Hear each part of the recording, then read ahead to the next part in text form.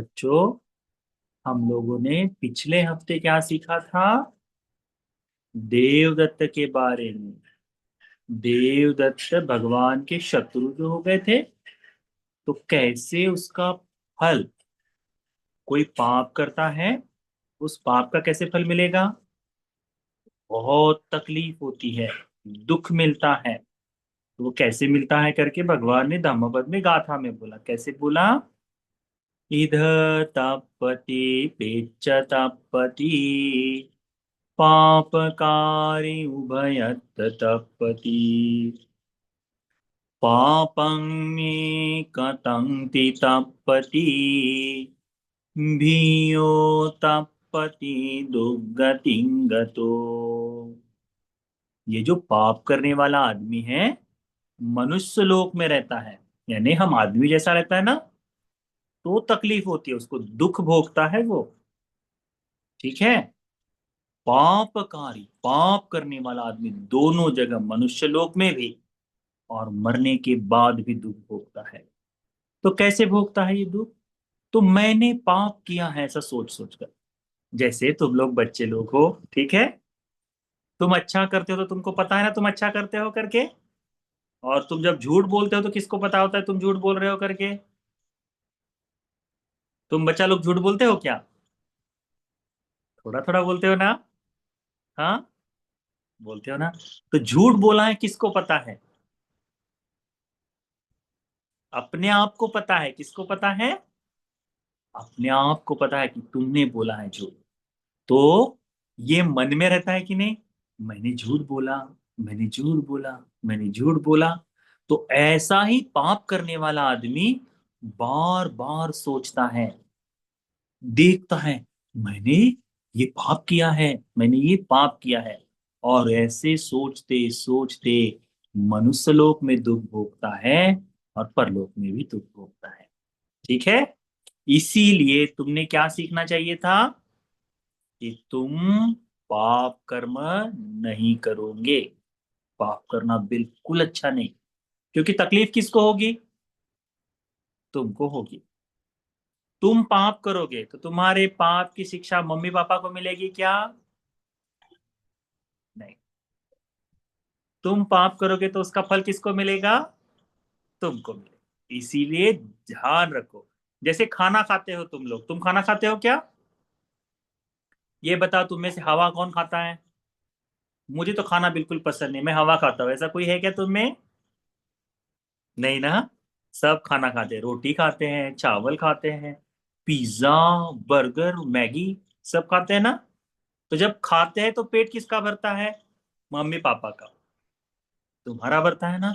वैसे ही जब पाप करते हैं तो फल कौन भोगता है? हम लोग। इसीलिए पाप नहीं करना। ये कब सीखे थे हमने? पिछले हफ्ते सीखे थे। और किसकी कहानी थी? देवदत्त की। किसकी थी? देवदत्त की कहानी। आज हम तुमको एक सुंदर कहानी बताएंगे, जो अनाथ पिंडक की बेटी की है। अनाथ पिंडक का नाम जानते हो ना तुम लोग? नहीं। भगवान बुद्ध जी के पास एक उपासक था। वो उपासक धनवान था, बहुत धनवान था, परंतु श्रद्धा भी बहुत थी उसमें। हुआ ऐसा कि भगवान बुद्ध जी हमारे गांव में आए, हमारे गांव में आकर धर्म का काम करे, धर्म का प्रचार करे। तो भगवान बुद्ध जी को रहने के लिए, भिक्षुओं को रहने के लिए बुद्ध विहार चाहिए। तो उस समय तो बुद्ध विहार बना नहीं था। तो ये जो उपासक है अनाथ पिंडक, ये अपने गांव में देख के आया कि कहाँ पर भगवान बुद्ध जी के लिए घर बनाना चाहिए। तो देखते हैं कि एक राजकुमार का बगीचा है। ठीक है, गार्डन है राजकुमार का। तो उस गार्डन में जाकर बोलते हैं कि मुझे ये तुम्हारा गार्डन खरीदना है। अब राजकुमार है, वो बोलता है मुझे बेचना नहीं है, ये मुझे खेलने की जगह है। तो कहता है कि तुम जो कीमत मांगोगे मैं दे दूंगा। इतना धनवान है। तो वो क्या कहता है राजकुमार, तुम इसको सोने के सिक्के भी बिछा दो, तब भी मैं नहीं बेचूंगा। अब उसने कीमत लगाई है ना जमीन की, क्या लगाई है कि सोने के सिक्के। तो दूसरे दिन ठीक है कहता है, चले जाता है और अपने घर से जितने सोने के सिक्के हैं लाकर जमीन पर बिछाता है। अब पूरे गांव में लोग देख रहे हैं कि गाड़ी भर भर के इस पार्क में जा रही है, इस गार्डन में जा रही है। तो बोलते हैं राजकुमार को, राजकुमार तुम्हारे गार्डन में अनाथ पिंड गाड़ी भरकर कुछ लेके जा रहा है। कहते क्या है? तो राजकुमार चले जाता है कि मेरी जमीन में क्या है। तो देखता है कि पूरे गार्डन में क्या बिछाया हुआ है, सोने का सिक्का बिछाया हुआ है। तुम्हारे पास जब चिल्लर इकट्ठा होती तुम क्या करते हो? जमीन पर ऐसे पसारते हो कि नहीं गिनने के लिए? हाँ, सिक्के सिक्के सिक्के रखे हो उसमें, इसमें 1 2 रुपया 4 रुपया 5 रुपया ऐसा बोलते हो कि नहीं फिर? वैसे इसने सोने के सिक्के पूरे जमीन पर बिछाए। राजकुमार देखकर दंग रह गया, कहता है इतना? तो फिर थोड़ी सी जमीन बची रहती, कहता है, वो राजकुमार कहता है कि देखो ये जो जमीन है इतनी काफी है, मैं ये अपनी तरफ से दान देता हूँ क्योंकि तुमने इतना खरीदा है तो मैं दान देता हूँ। तो अनाथ पिंडक सोने के सिक्के बिछाकर जमीन खरीदता है। ये अनाथ पिंडक जो है ना भगवान बुद्ध जी का बहुत बड़ा दानी शिष्य है, दानी उपासक है। तो तुम लोगों को दानी उपासक बनना है कि नहीं? हाँ कि नहीं? हाँ, दानी उपासक बनना अच्छा है। क्योंकि देखो, दानी उपासक बनने के कारण अनाथ पिंडक के घर में दान देता था ना, इसीलिए रोज 1,000 भंतेजी लोग खाना खाने के लिए जाते थे। कितने लोग? 1,000 भंतेजी। और डेली जाते थे। तुम्हारे घर में कितने भंतेजी लोग आते हैं डेली? कोई नहीं आता है ना। तो दानी उपासक डेली नहीं तो 15 दिन में, 1 महीने में भंते जी का भोजन तुम्हारे घर में होना चाहिए, तो तुम दानी उपासक बनोगे। अब जब जिनके घर में रोज रोज भंते जी आए, ठीक है, तो क्या उनको रोज समय मिलेगा क्या घर में? नहीं मिलता। तो क्या होता था कि भोजन के समय में हमेशा हमेशा ये अनाथ पिंडक रह नहीं सकता था। जब भगवान आते थे तो है, पर बाकी भी नतीजे आए तो बहुत मुश्किल होती थी आने में। तो हम क्या करते हैं, जैसे अपने घर में कोई काम रहा तो हम काम की जिम्मेदारी दूसरे आदमी पर सौंप देते हैं, है ना। कि देखो तुम्हारे घर में यदि कोई सीमेंट का काम करने वाला आता है ना, तो टाइल लगवाने के लिए आता है या फिर पुताई करने के लिए आता है, तो पापा बिल्कुल 24 घंटा उस पुताई वाले को देखते हैं क्या? नहीं देखते ना। क्या करते हैं?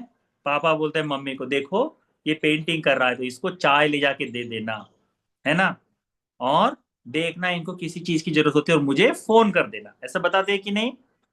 तो किसी दूसरे पे जिम्मेदारी सौंप देते हैं। वैसे ही अनाथ पिंडक भी भंते जी लोगों की खाने की जिम्मेदारी अपने छोटे बेटी पर छोड़ दी कि छोटी बेटी देखो, पहले तो बड़ी बेटी को देते हैं, पर बड़ी बेटी जो है ना उसकी शादी हो जाती है तो वो अपने घर चली जाती है। शादी होने के बाद लड़कियां घर चली जाती है ना अपने ससुराल, तो चली जाती है। तो सबसे छोटी जो बेटी है, उस छोटी बेटी को बोलते हैं कि बेटी अभी तुमने क्या करना है, भंतेजी लोगों के खाने की जिम्मेदारी लेनी है। कि भंतेजी लोग आए तो उनको बिठाना, उनको खाना खिलाना। अब देखो तुम बच्चे लोग क्या करते हो, भंतेजी लोग आए तो मम्मी के पीछे छुप जाते हो, ऐसा करते हो ना? हाँ। हाँ, अब नहीं करना। अब क्या करना, भंते जी लोग आए तो जिस पास चले जाना, बोलना नमो बुद्धाय भंते जी, आओ आओ घर में आओ, घर में आओ करना, बोलना, ठीक है। और नमन करना भंते जी को, भंते जी आप बैठो, है ना। भंते जी को बैठने के लिए बढ़िया सफेद कपड़ा लगा के देना, ठीक है। और जब भंते जी को खाना देने का रहेगा तो क्या बोलना, मम्मी पानी मैं दूंगा, पानी मैं दूंगा, ठीक है। तो भंते जी को पानी कौन पिलाएगा अभी बताओ? पानी कौन पिलाएगा? तुम बच्चा लोग पिलाओगे पानी, ठीक है।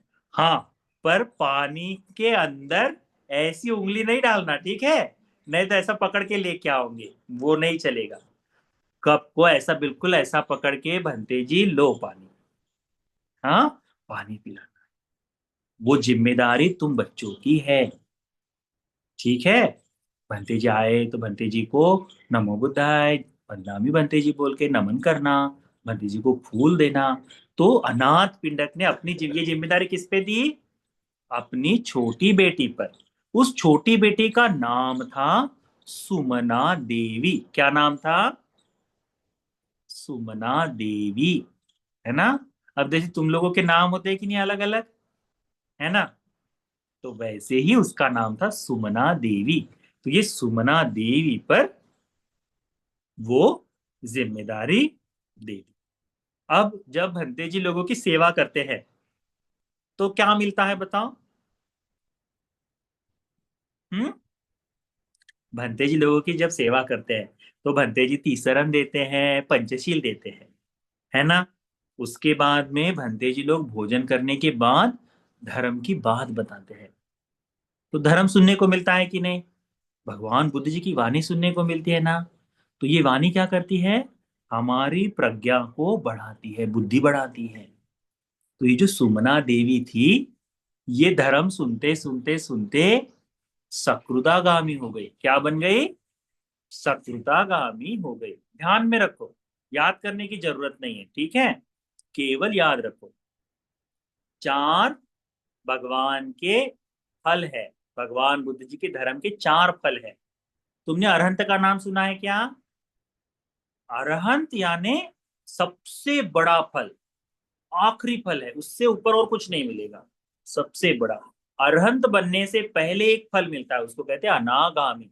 उससे पहले एक फल मिलता है, उसको कहते हैं सततागामी। उससे पहले एक फल मिलता है श्रोतापन्न। तो धर्म की शुरुआत कहाँ से होती है? श्रोतापन्न से। ठीक है, उसको ध्यान में रखना। नाम याद रखने की आवश्यकता।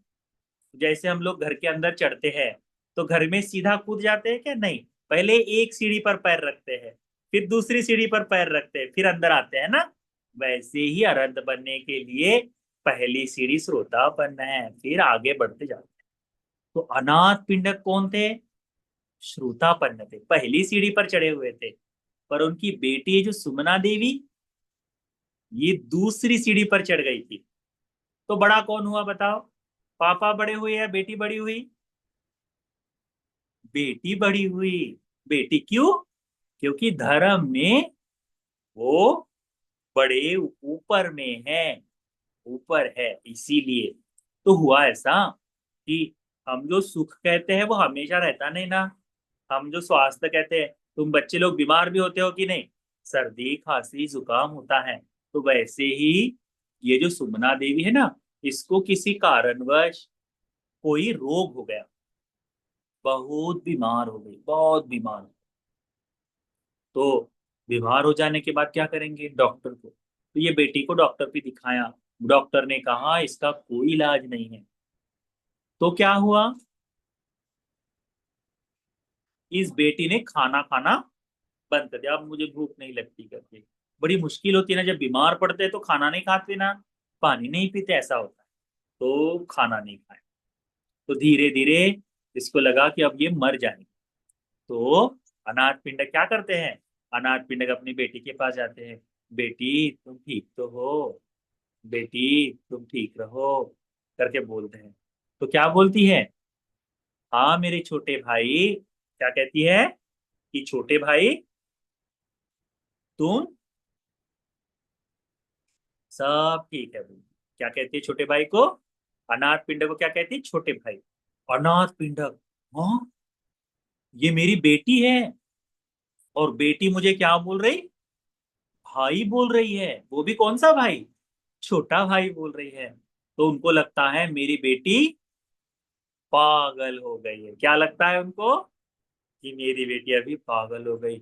इतनी धर्म की, भंते जी लोगों की सेवा करती है, दान देती है, खाना खिलाती है, धर्म को सुनती है, परंतु अभी जब बीमार हो गई है तो क्या हुआ है? अब उसको पता नहीं कि मैं उसके पिताजी हूं करके। अब वो बोलती है भाई, जबकि उसका छोटा भाई कोई नहीं है। तो मुझे छोटा भाई, तो उनको बड़ा बुरा लगता है। ठीक है। तो कहते हैं, अनाथ पिंडक बोलते हैं कि बेटी तुम डरो मत, बेटी तुम डरो मत, ठीक है। तो कहती है कि मैं नहीं डर रही हूँ छोटे भाई, मैं नहीं डरती, मुझे डर नहीं लग रहा, कहती है। और कहते कहते वो मर जाती है। अब बीमार है ना, तो हर बीमार आदमी ठीक होगा जरूरी है क्या? नहीं। कभी कभी आदमी बूढ़ा होने पर मर जाता है, बीमार होने पर मर जाता है, एक्सीडेंट में मर जाता है। ये तो जीवन का नियम है कि जो जन्म लिया है उनको क्या होगा, एक न एक दिन सब मर जाएंगे। तुम परमानेंट जीने वाले हो क्या? नहीं।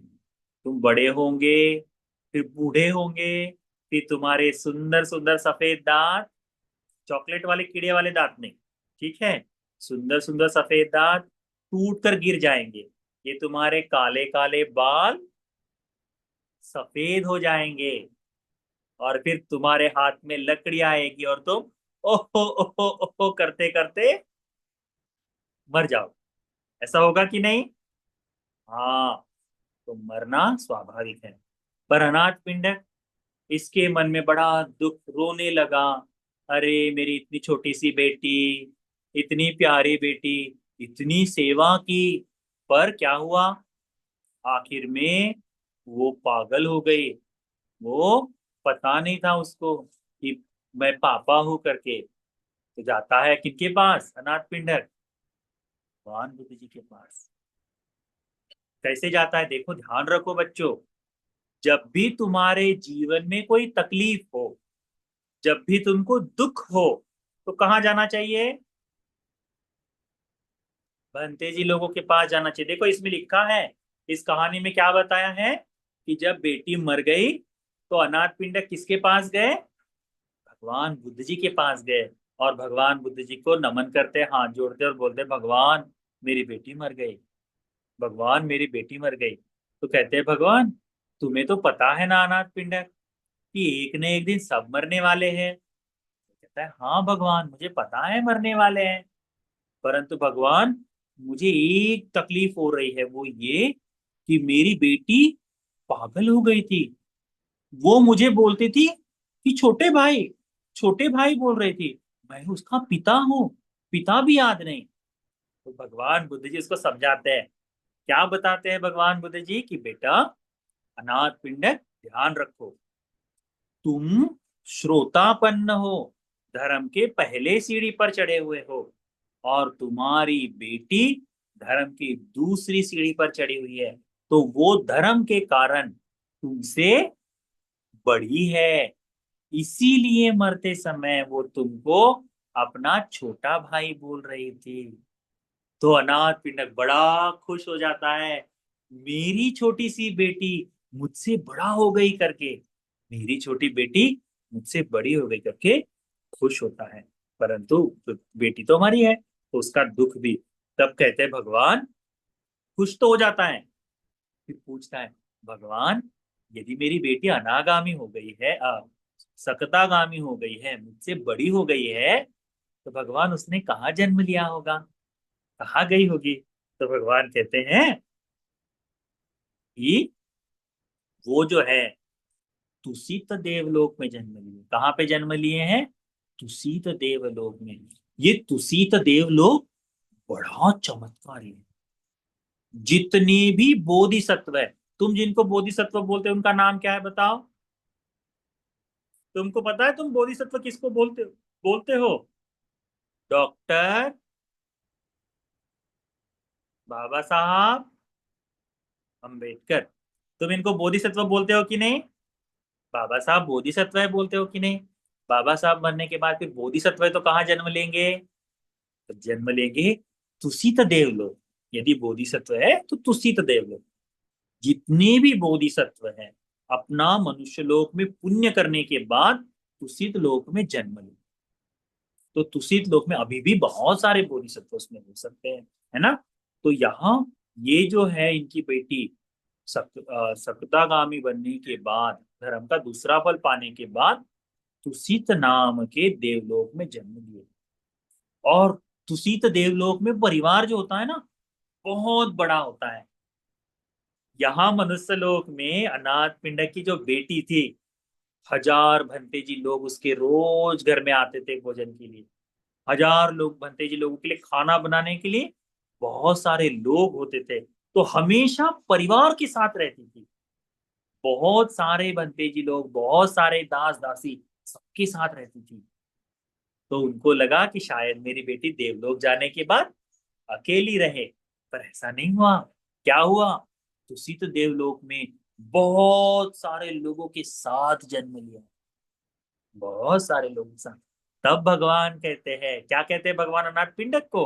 भगवान कहते हैं, इध नंदती पेच नंदती कत पुण्यो उभयथ नंदती पुण्यं मे कतंति नंदती भियो नंदती सुगतिं गतो। क्या कहती है? क्या भगवान क्या कहते हैं उसको? कि अनाथ पिंडक ध्यान रखो, ये जो पुण्य करने वाला आदमी है इस मनुष्य लोक में आनंदित होता है। अब सुमना देवी को आनंद कौन सा था बताओ? भंते जी लोगों को रोज 1000 भंते जी घर में आते हैं, तो उनको बैठने का आसन, पैर धोने का पानी, फूल पूजा, उनको नमन करना, उनको खाना खिलाना, उनको दान देना, ये सब पुण्य है कि पाप है बताओ? ये पुण्य है कि पाप? पुण्य है। भंते जी को नमन करना पुण्य का काम है ना? भंते जी को वंदामि भंते जी को नमो बुद्धाय बोलना पुण्य का काम है। भंते जी को बैठने के लिए, घर में बैठने के लिए जमीन पर बिठाना चाहिए भंते जी को, कि ऊपर अच्छे सोफे पर कपड़ा, सफेद कपड़ा डाल के बिठाना चाहिए? हम्म। हाँ। तो सोफे पर हो, चेयर पर हो, ऐसा सफेद कपड़ा डाल के भंते जी को बिठाना चाहिए। सेवा करनी चाहिए ना भंते जी की। तो तुम बच्चों को सीखना है, अपने मम्मी पापा को बोलो भंते जी के लिए एक अलग से सफेद रंग की चादर खरीद के रखे। ठीक है? ये चादर का इस्तेमाल किसी के लिए नहीं, भंते जी साल भर नहीं आएंगे तब भी वो सफेद रंग की चादर तुम्हारे घर में रखी रहेगी।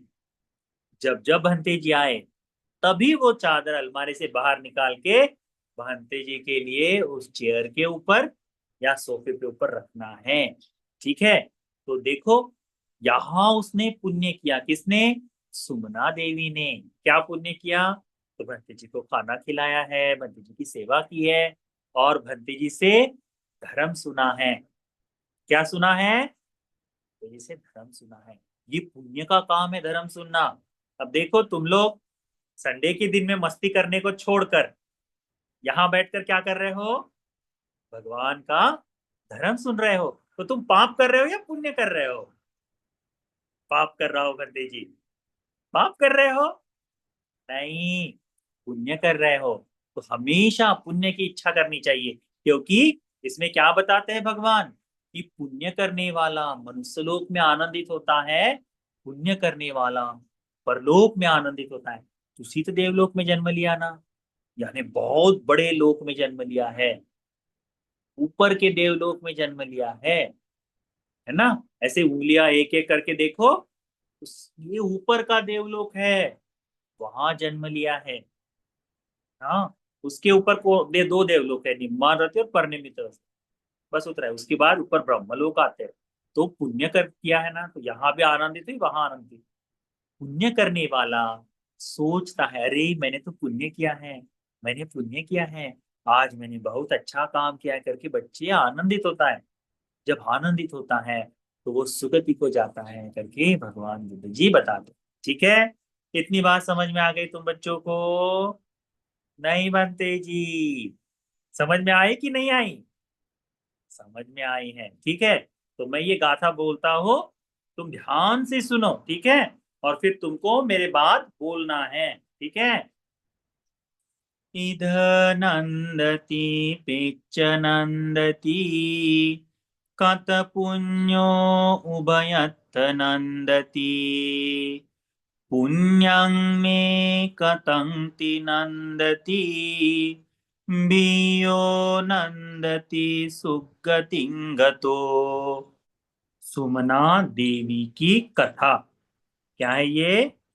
सुमना देवी की कथा है।